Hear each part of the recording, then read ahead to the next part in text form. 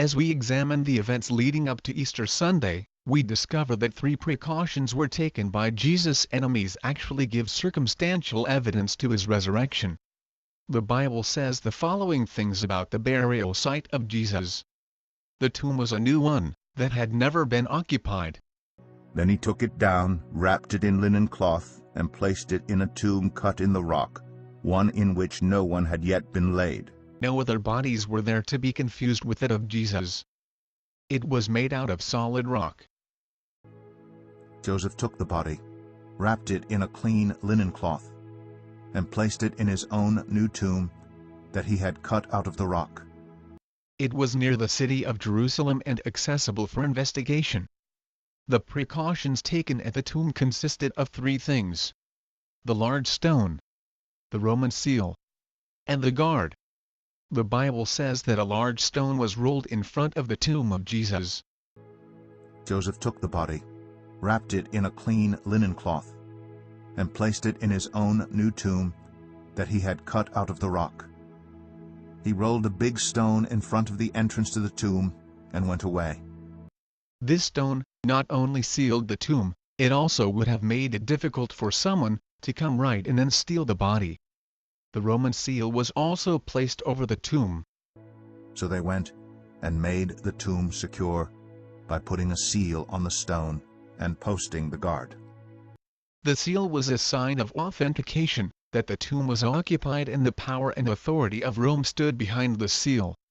Anyone found breaking the Roman seal would suffer the punishment of an unpleasant death. A guard watched Jesus' tomb.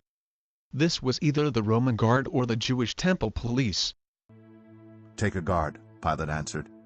"Go make the tomb as secure as you know how." So they went and made the tomb secure by putting a seal on the stone and posting the guard. There is a question as to which one of the 2 groups was watching over it. The context seems to favor the Roman guard. The Roman guard was a 16-man unit that was governed by very strict rules. Each member was responsible for 6 square feet of space. The guard members could not sit down or lean against anything while they were on duty. If a guard member fell asleep, he was beaten and burned with his own clothes. But he was not the only one executed. The entire 16-man guard unit was executed if only one of the members fell asleep while on duty. These precautions made the religious rulers feel secure that the excitement around Jesus would soon go away. Jesus lay dead in the tomb, and his frightened disciples had scattered and gone into hiding. They thought that they had won. But the story was not over. The Bible says that early Sunday morning certain women came to the tomb to anoint the body of Jesus. The stone had been removed, the seal had been broken, and the body was gone. An angel at the tomb asked. In their fright the women bowed down with their faces to the ground. But the men said to them, "Why do you look for the living among the dead? He is not here. He has risen. Remember how he told you while he was still with you in Galilee." They went back to tell the other disciples, who at first did not believe their report. But they did not believe the women, because their words seemed to them like nonsense.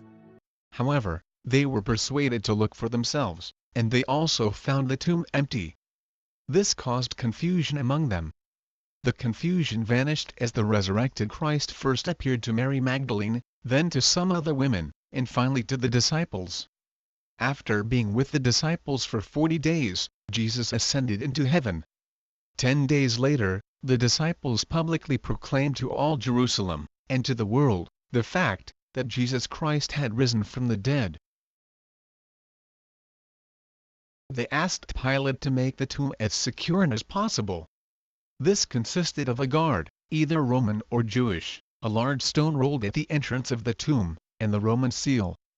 However, these precautions was worthless when it came to stopping the tomb from being empty on Easter Sunday. The disciples were not able to steal the body. Jesus came back from the dead.